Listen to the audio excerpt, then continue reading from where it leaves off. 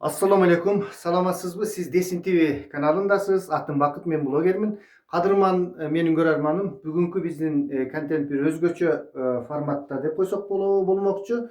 Antkeni geçe günü belgili siyasat taldoçu, tarihçi okumuştu. Tağıl Abdurrahman Çakirov Vladimir Putin'ge, Kasım-Jomart Kemelovich Tokayev'ga, Mirziyoyev'ga, şunday ele bizden Kırgız prezidenti Sadır Nurkojoyevичке kayırlуу жасаптыр. Putin'ge özünçe, Alem Boru Azia mamleketlerinin prezidentlerine özünçe. Anı şol Tağıl Dakirov деген Facebook barakçasına girsеңizdер көрөсүздөр да. Мен дагы бөлүшүп, анан ошол таң камар эле сүйлөшүп койдум. Мен чалганды ала аласызбы десем, ала алам деди. Эми техникалык мүмкүнчүлүктөр жетишпегендигине байланыштуу мен мындай түз эфир кылып алып кишинин жүзүн көрсөтүп бере албайм. Бирок мына мен азыр эле даярсызбы агай десем, даярмын деди. Мен ошол каттын маани мазмуну, анын максаты жөнүндө сурамакчымын. Анда эмесе биз менен болуңуздар. Албетте менин көрөрмандарым geosiyosiy qirdoqqa, tarixqa degile qaydıger emes, men oyunca kızık ele kontent boluş gerek. Azır men mına Tağıl Abdurrahmanovichke çalayın anda. Hurmatly görermandar.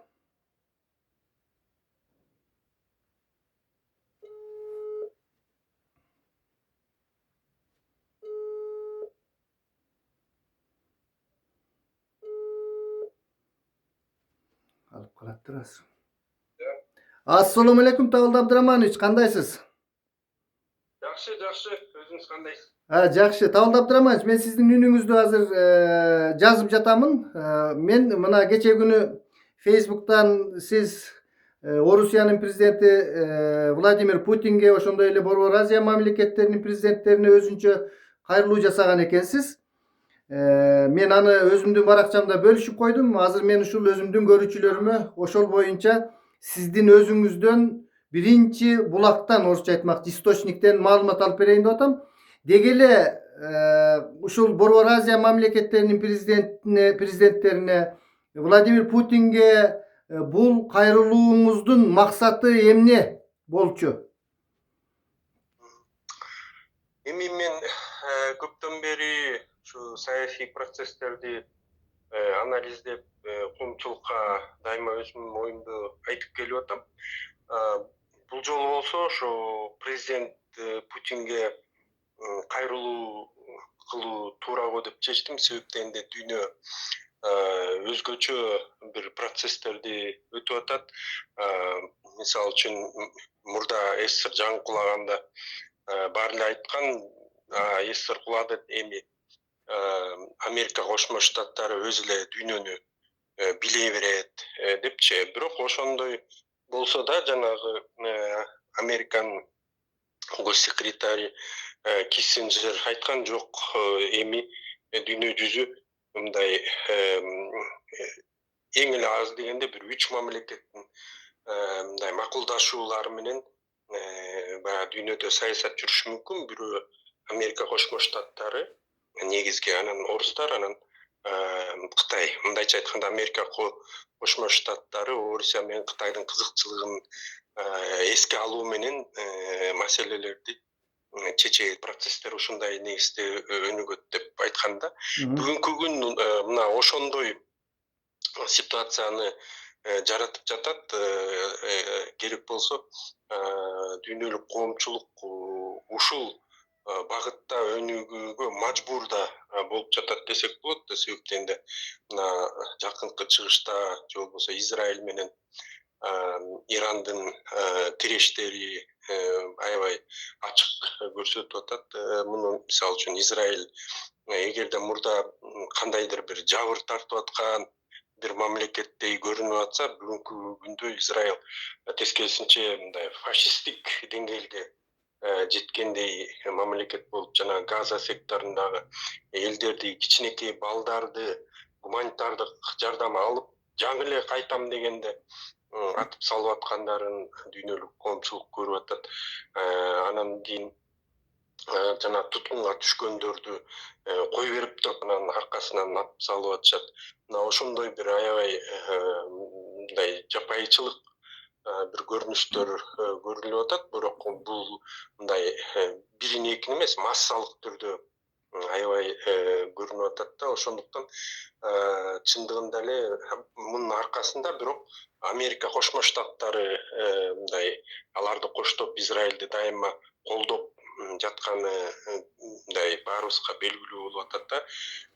Дүйнөлүк коомчулукта да аябай Американы да сындагандар көп болуп атат. Ушул жалаң ушундай аракеттери үчүн, Израилди колдоп аткандыгы үчүн. Ошондуктан мен ойлойм, демек Орусия менен Кытайдын дагы дүйнөлүк процесстерге мындай дайыма тыкыр карап, өзүнүн баасын берип жана ушул маселелерди чечүүгө салымдарын кошуп турушу керек болуп турат деп жатам да. Анан бул бир жагы маселенин, экинчи жагы Путинге кайрылганымдын. Албетте мына бизде биз 15 республика баягы 91-жылы тарап кеттик, бирок Украина менен Орусиянын ортосунда мындай араздашуу болуп атат. Бул дагы мындай Орусиянын жеке өзү үчүн дагы жаңы чечимдерди, жаңы багыттарды баруусуна баягы түрткү болот го деп ойлоп жатам да. Мына алар БРИКСти түзүштү, эң жакшы баягы багыт. Бирок саясий негизде бүгүн ушундай аракеттерди кылса болот. Бирок мен жазганымда жана дагы бир багыты бул экономикалык байланыштарды бекемдеш керек деп ойлойм. Мисалы үчүн биз эми ажырашып кеткен менен, мисалы үчүн азыр көп мурдакы өлкөлөр СССР менен жакын мамиледе болгон славян өлкөлөрү баягы ЭСке кирип кетишти. Бирок ошондой болсо да, ошолор менен да тыгыз байланышта болуп, анан Иран, мына Орусиянын жанында Турция, башка өлкөлөр ошолорду дагы өзүнө тартып экономикалык баягы жаатта чырмалышып, ушундай негизде аракеттенсе, менимче натыйжа көп болот го деп ойлойм. Анан Орусиянын баягы Орусия менен да тыгыз байланышта болгон өлкөлөрдүн саны көбөйөт. Ошол эле жана Чыгыш Европа биз менен мурда жакшы мамиледе болгон өлкөлөрдүн мамилелери өзгөрөт го деп ойлойм да. Анан үчүнчү бир бөлүгү бул биз Борбордук Азия же болбосо жалпы эле ошо мурдакы СССРга кирген мамлекеттер дайыма мындай Орусия тараптан мисалы үчүн жанагы тил маселеси боюнча же башка маселелер боюнча мындай кичине басым болуп келип атат да. Ошондуктан мен кайрылганым, эгерде мына Украина өздөрү орустар менен украиндер аябай жакын эл болсо, өздөрүнүн ортосунда ушундай чырлар болсо, анда эгер ошондой басым болсо, анда бизди дагы Орусиядан мындай алыстатуучу бир бул көрүнүш да. Ошондуктан мындай нерселерге, тил маселелери же болбосо улуттук баягы жеке кызыкчылыгына тиешелүү маселелерди анчейин деле маани бербей, тескерисинче ошолордун эгемендүүлүгүнө шек келтирбегендей тыгыз байланышта болсо, Орусия мындай келечекте аябагандай зор мамлекеттерге айланмак жана Евразиянын баягы Евразия алкагындагы эң баягы көрүнүктүү процесстерге таасир берген мамлекеттердин бири болуп калмак деген негизде Путинге кайрылдым да. Ал эми 3 Борбордук Азия мамлекеттери мен Садыр Жапаров, Токаев, анан Мирзиёевке кайрылдым. Биз ушундай дүйнөлүк процесстер жүрүп атканда биз кандай кылышыбыз керек? Албетте биз эң биринчи кезекте өзүбүздүн арабыздагы маселелердин баарын чечип тыгыз байланышта болгонго аракеттенишибиз керек. Мисалы үчүн эң жакшы нерсе бул жана чек ара маселелери чечилип, үч мамлекеттин ортосунда бир дагы ушу чек ара боюнча мындай Талаш. проблема, талаш жок болуп калды. Ошону дагы андан да улап тарыхыбызды жаңы жазсак деген сунуш киргизип атам. Себептен де мен мына канча тарыхка сүңгүп кирип, улам жаңы баягы далилдерге же болбосо жаңы бир багыттарга мындай жеткен сайын көрүп атам, биздин тарых СССР учурунда жөн эле мындай шарттуу түрдө жасалып калган. Ошондуктан биз кайрадан жаңы тарыхты жазып, өзгөчө мына үч элге кыргыз, казак, өзбек элинин тарыхы бир эле негизде жүрүп атканын көрүп атам да мен. Тарыхый процесстерде баягы байыркы доордон баштап мындай орто кылымдарда да бир эле негизде жүрүп атканын көрүп атам да. А бирок СССР учурунда мындай жөн гана мындай шарттуу түрдө жазып коюшкан. Ошондуктан мен ойлоп атам, тарыхты кайрадан жазып, өзгөчө могу үч элдин кыргыз, өзбек, казак элинин пайдасына тарыхты кайра жазсак деген сунуш киргиздим. Анан эң негизгиси мынау байыркы түрк дооруна өзгөчө көңүл буруп, анан керек болсо ушул байыркы түрк мамлекеттерин негиздөөчүсү БМНга, Ислеми Каганга мына Түркистан шаарында эстеликтерди коюп, мынакей биз үч элдин баягы тарыхы бир, тили бир, маданияты бир дегендей посыл кылсак биздин элдерге, Борбордук Азияга, ошондо баягы арабыз мындан да жакындашып, тууганчалыгыбыз мындан да артып, мындай ич ара проблемабыз болбойт эле дегендей негизде ушул үч президентке кайрылдым да. Табылды Абдыраманович, жакшы. Сиз ушул Владимир Владимирович Путинге кайрылууңузда өзүңүздүн парадигмаңыздын ушул орус украин аскердик аракеттер театрындагы жанакы башында бир башка пикирде элем, кийин мындай пикирде болдум дегендей посыл келтирипсиз да. Ошол жөнүндө дагы кайрыла кетсеңиз, анан калган суроолорду берем.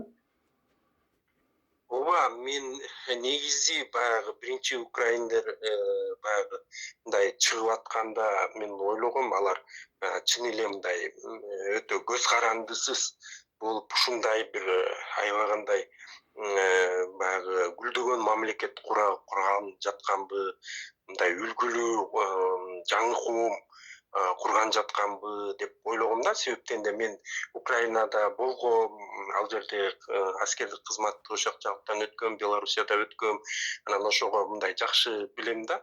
Анан бирок алар аяк жагында тескерисинче мына ЕСке кирип, анан НАТОга кирип, ошондой негизде бизден толугу менен бөлүнүп кетүү аракеттери болуп, анан мындай өзгөчө жана батыш украиналык саясатчылар буну козутуп, биз таптаза башкабыз, биз мындай неофашисттик бир эмелерге чейин барып, жанагы ошол жакта орустарды, башкаларды бөлүп, биз башкабыз деп мындай эметип баштаганда, анан ойлоно баштадым да, мындай башкача бир көз караш, парадигма өзгөрдү. Көрүнүштөр болуп атат деп, анан мындай анализдеп эле турдум. Анан бүгүн эми мындай баягы жооп бериш керек болуп калды, мындай кайрылуу кылып, бир ушул маселеге көңүл бургандай кылып, кайрылуу кылып коюу туурабы дедим да. Албетте, бирок мен ошол спецоперация башталганда эле айткам, бул Украина аябагандай жаңылды, Зеленский жаңылды, Зеленский кийин утулат, Украина элин аябай жаман абалга калтырат деп айткам. Бирок ошондо мени аябай жектеп, жемелеп, өзгөчө мына батышчыл саясатчылар аябай мага айтышканда, сен ушундай туура эмес кылдың деп тамашалап, сени карап туруп, Украина жеңгенде Путин кылганда сени үйгө барып сабайбыз дегенде тамашалашып айткан учурлар болгон да. Бирок мынакей көрүп атабыз, ситуация өтө оор. Өзгөчө Украинанын абалы өтө оор. Мына канча 4 жылдан бери. Ооба. Бирок Зеленский дагы деле болбой батыш менен Америка менен Орусияны кайраштырып согушту улантып. Мен ойлойм, ошондой көз карандысыздык кимге керек эле? Мисалы үчүн азыр бир 8 миллионбу канча миллион эл чыгып кетти, канча Жеринен ажырады. аскерлери өлдү, канча жерлеринен ажырап атат. Ошондой көз карандысыздык керек беле же болбосо бүтүн Украинаны бүтүн боюнча сактап калып, жакшынакай, татынакай бир сонун Батыш менен Орусиянын ортосундагы көпүрө болуп, өздөрүнүн саясатын жүргүзсө мен болмок. да ошентип мен да ошентип ойлогом да, булар ошондой кылган жаткан го депчи. Анда аябагандай сонун болуп, анан мен ойлогом да жанагы мисалы үчүн тиги айрым ошол кезде Украинадагы орустар баягы чыгып кетип атты го Россияга көчүпчү. Мен ошондо айткам да, булар туура эмес кылып атат. Эгерде украиндер эң сонун мамлекет кылып алса, Орусия менен батыштын ортосунда эң сонун мамлекет кылып алса, булар кайра тескерисинче Украинага кире албай калат да кийин. Анткени ошол украиндердин баары тең тиги Европага түз кирип барып, кайра келип, үйүнө барып келгендей болуп калат да депчи. Ошого жете албай калышат, булар туура эмес кылып атат дегем да. Бирок кийин жагында жанагы батышчыл эмелердин Көп. басымы күчтүү болуп кетти, саясатчылардын, анан баары тең тескерисинче болуп кетти да. Ошол жери албетте өкүнүчтүү болуп, азыр Украинанын да абалы аябай өкүнүчтүү. Талдап Раманович, эми бир мындай кандай деп койсом экен. Мына Украина менен Орусия согушу жаңы фазага өттү. Мына дрондорду колдонуу, ички Орусиянын аймактарына ошол эле учурда Орусиядагы күчтүү ракеталарды сокку, бул өтө бир жаңы фазасына өттү да, мындай күтүлбөгөн. Асмандын баарын беките албайт экен. Бүт нефтини кайра иштетүүчү заводдор, мына Вальберис, мен ушул Вальберис боюнча сизге бир суроом, пикирим бар да. Бул Вальберисте бир эле орустар эмес, бүт бул Борбор Азия мамлекеттери, ошол эле Казакстандан, Кыргызстандан, Өзбекстан, Тажикстан деги эле эптеп тиричилик кылган ишкерлердин баардыгы ошол Вальбериске байланышкан да. Анан ушунча адамдардын иштей тургандыгын Украинанын аналитиктери мыкты билет. Бул кандайдыр бир деңгээлде биздин кызыкчылыктарды дагы мындайча айтканда, кыргызча айтканда кандай, эми копол сөздү айткым келбей атат. Мени кызыктырбайт силердин эмеңер, бизнесиңер, башкаңар, силер дагы ошол Орусия менен бирсиңер деп мына Каспийде жанакы Казакстандын газ нефти куурларына соккурду, кемелерине соккуруп атат.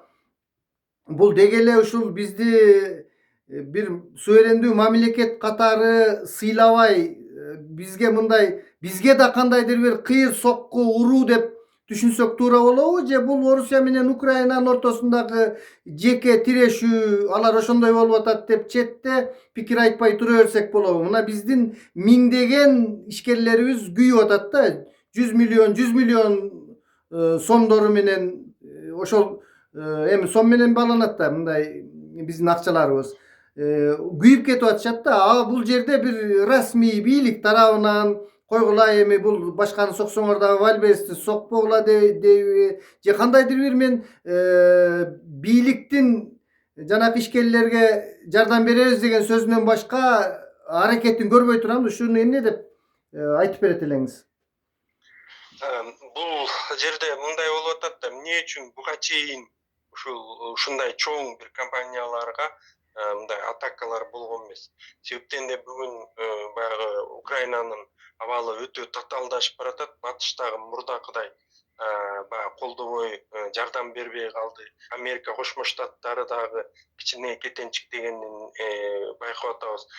Анан ошого баягы мындай эл аралык маани берүү негизинде алар баарын изилдеп, кандай ишканаларды баягы ишканаларга соккурсак болот. Анын аркасында мындай көбүрөөк өлкөлөрдү, көбүрөөк элдерди камтыгандай кылып деп, анан ошонун негизинде мындай дүйнөлүк баягы масштабка чыгаргысы келип атат да бул Hmm. согуштардычы. Мисалы үчүн өткөндө деле жанагы Иран менен маселесин карасаңыз, Иранга жанагынтип өзү айтып алып Путин, то есть тиги Зеленский Иранга каршы өзү айтып алып анан жанагы кораблин аттырып ошентип атпайбы. Анан Андан кечирим кийин сурап. уже Иран ата турган болгондо жанталашып кечирим Кечирим. сурап мындай бүт маселелерди чечкенге аракет кылып, анан өткөндө кайра дагы Иран боюнча бир билдирүүлөрдү жасап, муну жанагы араб өлкөлөрүн колдоп, ошондой баардыгын мындай Чаташтырып. чаташтыргысы келип атат да. Чаташтыргысы келип, анан бүт дүйнө жүзү баягы Украинанын маселесине көңүл буруп, мисалы үчүн ошо валберистерди аткылап эметкенде, эми силер отурасыңарбы? Отурсаңар да силерге бул силерге да тиет мунун аркасы. Ошондуктан биз жөнүндө сүйлөгүлө, бизди колдогула дегендей бир Бизден корккула керек болсо дегендей. бизден корккула дегендей кылып мындай өзүнө көңүл бурдургулары келип атат да баардыгынчы. Анткени мурдакыдай абал эмес бүгүн Украинада өтө татаал, батыштагы мындай кичине кетенчиктеп калды, Америка Кошмо Штаттары да кетенчиктеп калды. Себептен энди алар мындай согушту өтө кыска мөөнөттө болот деп ойлошкон, а Орусия болсо тактикасын өзгөртүп, баштагы тактикасын өзгөртүп, узак убакытка создуктуруп атат да. Анан ошондо тигилердин баягы жардам берүүчү Булактар. куралдардын баары түгөнүп, запастары түгөнүп, азыр эми өзүбүздү коргогонго запасыбыз жок калат сага берсек деп, мындай кетенчиктей баштады да. Анан ошондуктан азыр мындай дүйнөлүк баягы маани бергизискендей аракеттерге өтүп атат десек болот. Рахмат, Табылд Абдыраманович. Анда дагы бир акыркы суроомду берип калайын. Балким сиз жооп берип жатканда дагы бир суроо жаралып калаттыр. Эми ушул соңку суроолорумдун бири, сиз ушул президенттерден эмне деген жоопту күтөт элеңиз? Кандай мындай кандай жооп күтөсүз? Деги эле жооп болобу же жөнүңүз бир эмнени күтөт элеңиз? Натыйжасы кандай болуш керек эле ушул? Сизге Путин же жооп бериш керекпи, же Садыр Нуркожоевичтин администрациясынан жооп береби? Деги эле күткөнүңүз эмне ушул соңку аракетиңизден кийинки? Негизи бул жеке эле Путинге же болбосо Борбордук Азия президенттерине кайрылуу эмес, бул жалпы алардын атынан мындай жалпы коомчулукка кайрылуу деп ойлойм. Бул мындайча айтканда ошол өзгөчө мына интеллигенцияны ушул маселелерге көңүл буруп, Мен да азыр ошону айтайын дедим. силер ушундай идеяны ким колдой алат? Колдосоңор ушундай негизде аракеттерди кылбайлыбы дегендей бир бул посыл. Албетте буга мен ойлойм мындай президенттердин администрациясындагы кызматкерлер же болбосо окумуштуулар алар деле көңүл буруп, анан президенттерге кандайдыр бир болсо дагы мындай маалымат бериштери мүмкүн.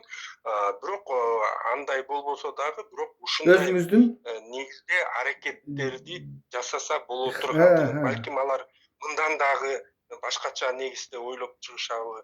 Негизги биздин багытыбыз ушундай болуш керек деген бир посыл да. Ушундай болуш керек деген, ушуга көңүл бурушубуз керек деген посыл. Анан калганын эми кандай болот, аны убакыт көрсөтөт. Жакшы, Табылд Абдыраманович, мен сизге өтө чоң ыраазычылык билгиземин. Анткени сиз мына интеллигенция жөнүндө айттыңыз. Чынын айтканда биздин интеллигенциябыз мындай былгы уктап эле өтө кайдыгер карап, сиз сыяктуу чоң бир эл аралык деңгээлдеги кырдаалдарга көңүлүн бурбай отурушат да. Өздөрүнүн интеллектик, билимдик деңгээлдери жетсе дагы аракетсиздик, жөн эле бир Кыргызстандын ичиндеки кимдир бирөө бияка чыгып сүйлөгөнүн, кимдир бирөөнүн уруп кеткенин айтып коюп эле, же болбосо эчтеке дебей эле отурат да. Мына сиз менин байкашымча ушул багыттагы интеллигенциянын төл башы болуп мындай кайрылуу жасадыңыз. Албетте биз интеллигенциядан, айрыкча сиздер сыяктуу окумуштуу саясий талдоочу ушундай адамдардан биз аябай көп натыйжалуу аракеттерди күтөбүз. Сизге чоң рахмат. Ушундай кайдыгер карабай, өзүңүздүн кандайдыр бир jarandыk позицияңызды, өзүңүздүн тынччылыкка аракет кылуу вазифаңызды коомчулуктун алдында мындай кандайдыр бир деңгээлде аткарып жатасыз да.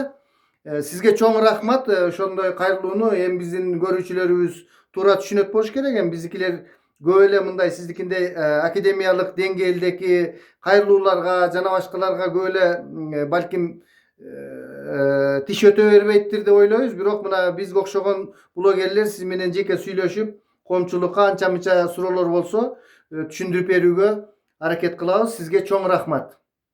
Сиздерге да чоң рахмат, иштериңиздерге ийгилик. Сиздер дагы ошо коомчулукка жеткирүү менен ушундай идеяларды, мындай өзүңүздөрдүн салымыңыздарды кошуп атасыздар да, биздин тынчтыкта жашообузга же болбосо алдыга жылуубузга чоң салымдарды кошуп атасыздар. Сиздерге да ийгилик, рахмат. Рахмат, жакшы калыңыз. Урматтуу көрөрмандар, мына белгилүү окумуштуу саясатталдоочу, тарыхчы Табылды Абдыраманович Акеров менен болгон мындай маегибизге күбө болдуңуздар. Пикирлериңиздерди жазып, деги эле Табылды Абдырамановичтин ушул кайрылуусунан кандай натыйжа чыгышы мүмкүн, коомчулуктагы мындай кайрылуулардын орду жөнүндө сөзсүз айта кетиңиздер. Сиздер менен бүгүнкү контентте блогер Бакыт Сулайман болду. Саламатта калыңыздар.